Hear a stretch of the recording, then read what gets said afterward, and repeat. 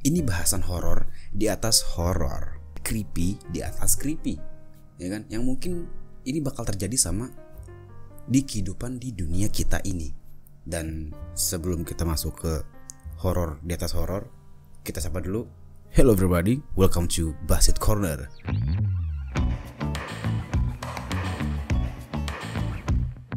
Jadi kenapa gue bilang ini bahasan horor di atas horor, creepy di atas creepy gitu kan? Jadi kalau horor itu kan kayak setan gitu ya, kayak udah biasa gitu deh, common banget gitu kan di Indonesia, di dunia gitu kan, setan horor enough gitu.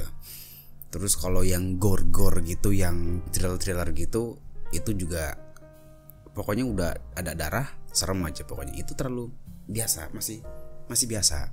Nah, tapi ini jauh di atas itu semua.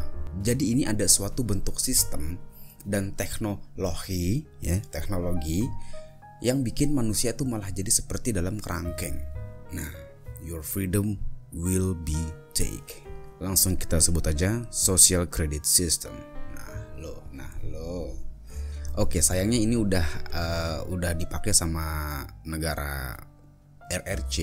Jadi ini udah dipakai sama negara Cina. Singkatnya social credit system ini itu merupakan salah satu kebijakan pemerintah di Cina dalam melakukan kontrol terhadap perilaku warga-warganya. Sistem ini bertujuan untuk membuat takaran kelayakan penduduknya di sana.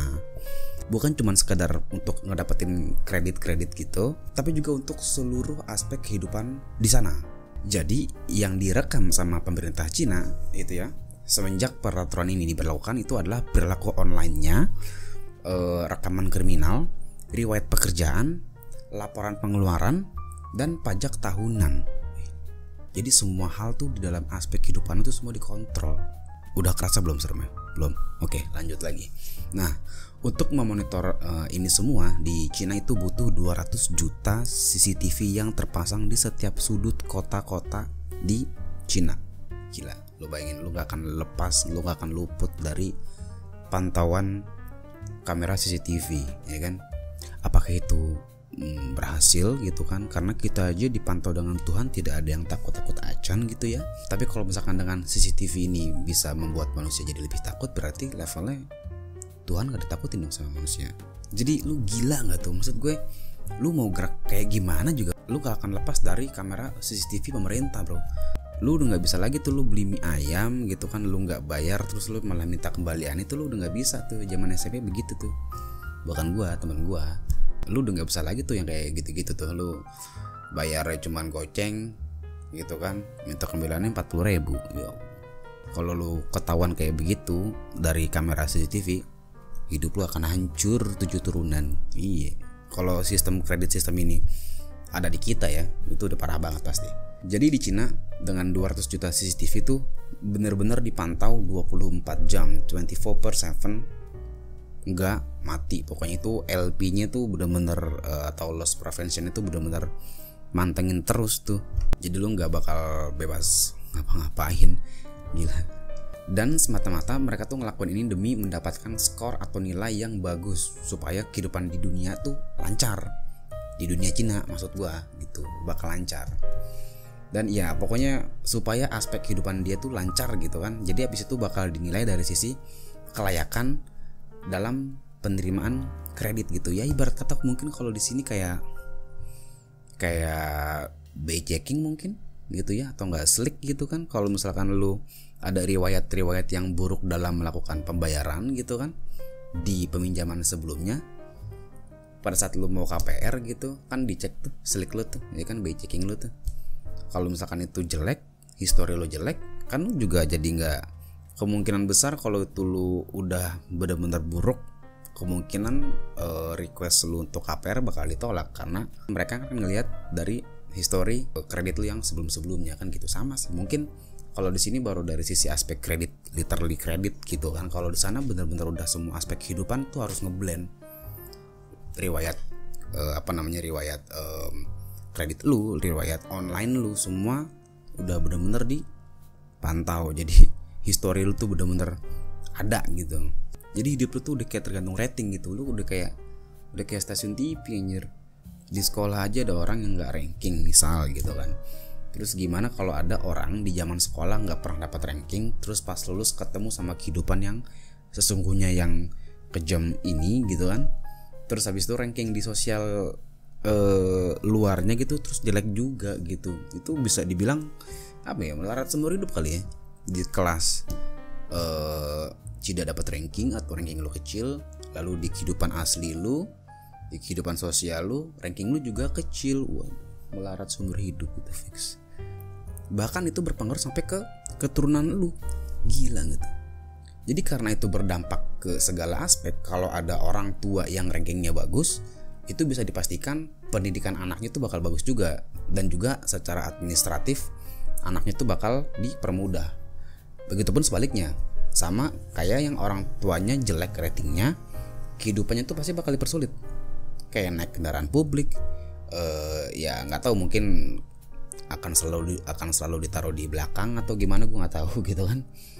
Terus soal pembelian tiket kereta, pesawat, pemilikan barang-barang mahal atau barang-barang mewah itu juga direstrik tuh, bakal dibatasin karena rating lu jelek.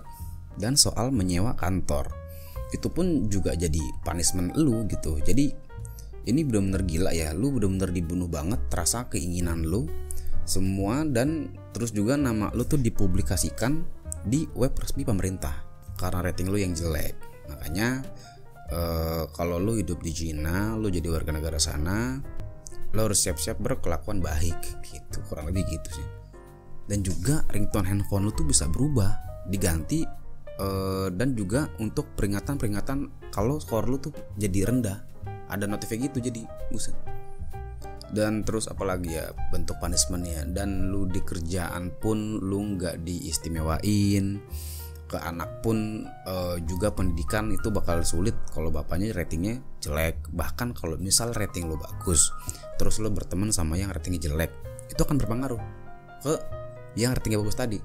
Nah itu kan punishmentnya tuh kan. Sekarang bentuk rewardnya kalau lo udah achieve, mungkin ada achieve gak sih, pokoknya ya mungkin kalau lu tergolong rating bagus gitu kan, itu ada rewardnya tuh.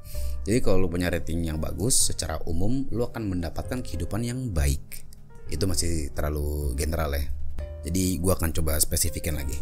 Gini, jadi warga tuh bisa mendapatkan diskon dalam biaya energi, terus deposit, bahkan dalam mendapatkan jodoh berbasis online. Itu jodoh pun kalau lu rating lu bagus tuh lu bakal dicariin sama pemerintah. Soal jodoh, government come to your life, apa sih pokoknya gitu. Pokoknya jodoh lu pun tuh diatur sama pemerintah. Bukan diatur ya, dibantu sama pemerintah gitu. Mungkin ada senangnya ada enggaknya sih. Mungkin kalau orang yang sulit mendapatkan jodoh itu akan senang sekali gitu kan. Terus dari yang gue jabarin semua, timbul pertanyaan, kok Cina bisa memperlakukan ini ke semua masyarakatnya gitu kan. Nah, jadi menurut pemerintah Cina, alasan dibutuhkannya social credit system ini itu adalah untuk membangun kepercayaan. Jadi dalam sebuah dokumen tahun 2014 tentang rencana-rencana pemerintah Cina, social credit system ini dijelaskan dengan catatan menjaga kepercayaan tidak cukup dihargai. Harga untuk menghancurkan kepercayaan cenderung lebih rendah di sana. Nah, menurut Mareike Olberg, apa ini pronounce ini? Mareike Olberg gitu kan, peneliti dari Mercator Institute for China Studies, yang dimana dia bukan orang Cina tapi dia belajar tentang Cina secara mendalam. Jadi dia bilang tuh di Cina tuh memiliki trust issue yang sangat tinggi atau masalah tentang kepercayaan, mulai dari tentang kualitas makanan, produk, polusi, hingga upah pekerja yang nggak dibayar. Dan menurut Jing Zheng, peneliti dari University of Zurich, pemerintah akan memberi sanksi untuk perusahaan-perusahaan yang melakukan hal-hal negatif tersebut.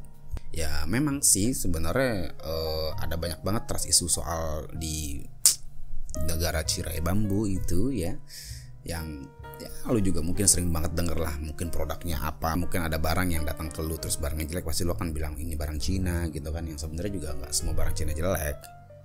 Ada suatu kutipan 99% ciptaan Allah, 1% ciptaan Cina. Waduh. Dan social system kredit ini nih kayaknya gue pernah nonton tuh di film Black Mirror. Itu series di Netflix, judulnya itu nose dive ya. Secara praktek tuh sama, dan beberapa punishmentnya pun tuh juga sama gitu. Jadi kalau lu rating rendah, lu bakal dikucilkan gitu. Lu juga bisa jadi kalau rating lu rendah tuh lu juga nggak bakal diundang di dalam suatu pesta, nongkrong juga nggak bakal diajak gitu kan. Tapi kalau yang di film Black Mirror tuh dia udah kayak lebih canggih aja gitu, karena dia udah disinkronin ke retina mata gitu. Jadi ada device di smartphone terus sinkron ke retina gitu kan. Jadi pada saat lu ngelihat orang gitu, itu udah langsung kelihatan tuh ratingnya tuh, karena udah sinkron ke mata kan. Jadi pada saat gua ngeliat lu gitu kan, itu udah ada tuh di samping kanan lu itu 4,6. Dan untuk di feedbacknya melalui smartphone gitu kan. Kalau yang di Cina kan lu hidup normal aja gitu kan, nggak ada teknologi apa-apa dalam diri lu gitu kan, tapi dipantau sama CCTV gitu. Dan yang cukup serem lagi gitu ya di film Black Mirror yang Nosedive ini, menurut gue ya, salah satu scene yang cukup serem di film Nosedive ini. Jadi lu tuh bisa ngeblokir orang yang menurut lu nggak suka. Jadi semisal lu punya pasangan, terus lu sebel atau enggak lu putus atau enggak lu punya masalah yang cukup berat gitu kan, sehingga lu nggak mau ketemu lagi sama nih orang, gue bisa ngeblokir lu, plak gitu, ngeblokir. Kan biasa paling kalau di WhatsApp ngeblokir nggak kelihatan fotonya gitu kan, dan nggak checklist 2 gitu kan, paling cuma checklist 1 dan nggak ada foto profil gitu kan kalau nggak salah ya. Karena gue juga nggak pernah ngeblokir orang sih. Jadi kalau di film Nosedive ini gue ngeblokir lu, dan di retina mata gue lu tuh abu-abu kayak TV semut, tau gak lu gitu. Dan lu ngomong apapun sama gue tuh lu nggak ada suaranya, kayak cuman suara anyem gitu. Gila, serem gak sih itu? Menurut gue ini serem banget loh. Nggak, kalau lu coba deh, lu realize, coba lu maksud gue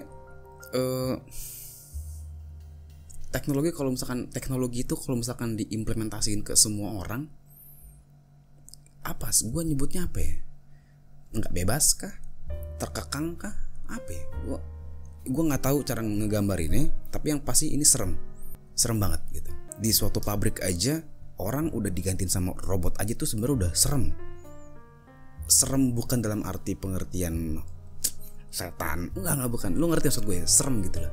Itu dari sisi pabrik, industri pabrik gitu kan, gimana ke semua aspek kehidupan lu semua bakal jadi berubah. Nanti ada lagi satu film Black Mirror tuh yang cukup serem tuh, gue lupa judulnya apa ya. Jadi dia main game, kalau lo tahu di main game ada di Netflix baru keluar. Di main game terus dia bisa masuk ke dalam gamenya itu, berubah karakter gitu kan, terus lu bisa berjumpa tuh di dalam game. Gila, serem banget. Tapi masuk akal. Itu serem, masuk akal, tapi di film itu dia ngejabarin tuh masuk akal gitu loh. Enggak yang kayak Jumanji gitu kan, itu kan gak masuk akal gitu kan. Lu main game terus masuk ke gamenya atau loop gitu, dari yang bentuk primitif terus masuk ke teknologi, kan tuh gak masuk akal gitu.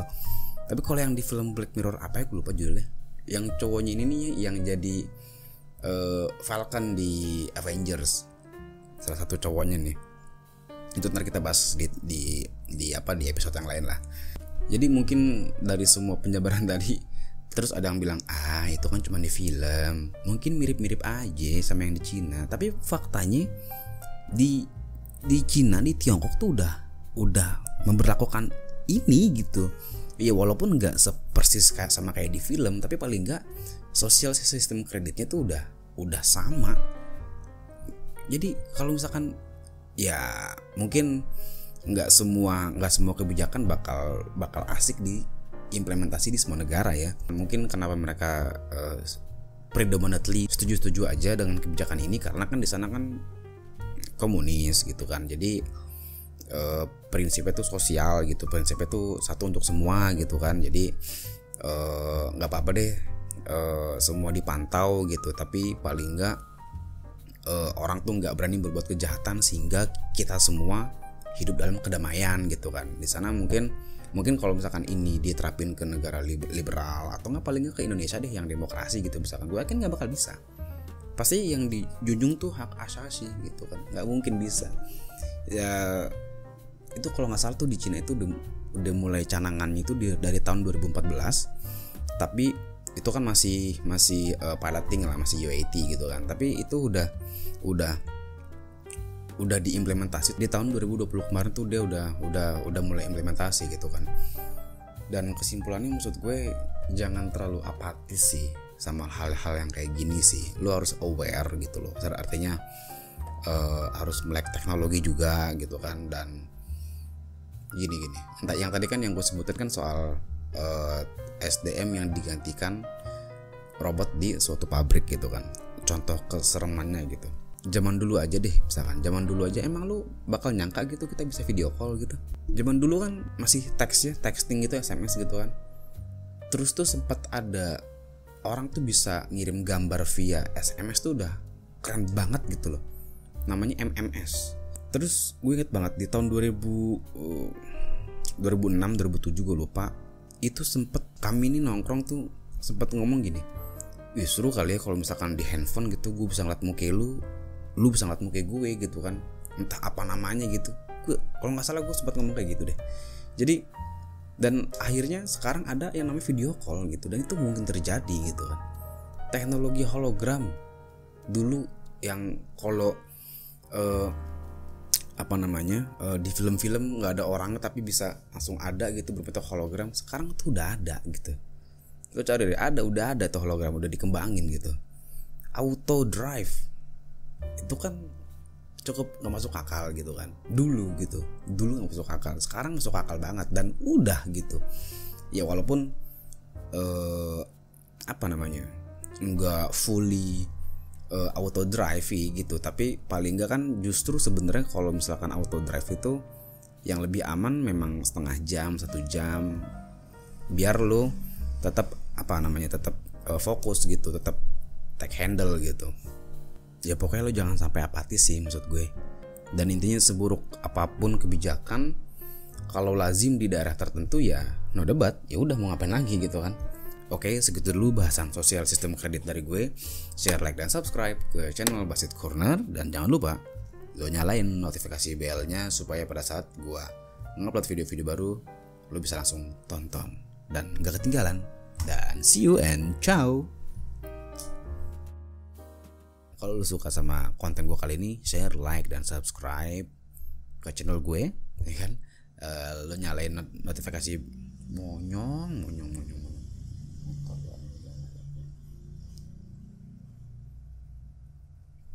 1, 2, 3. Oke, sekian dulu bahasan sosial sistem kredit dari gue.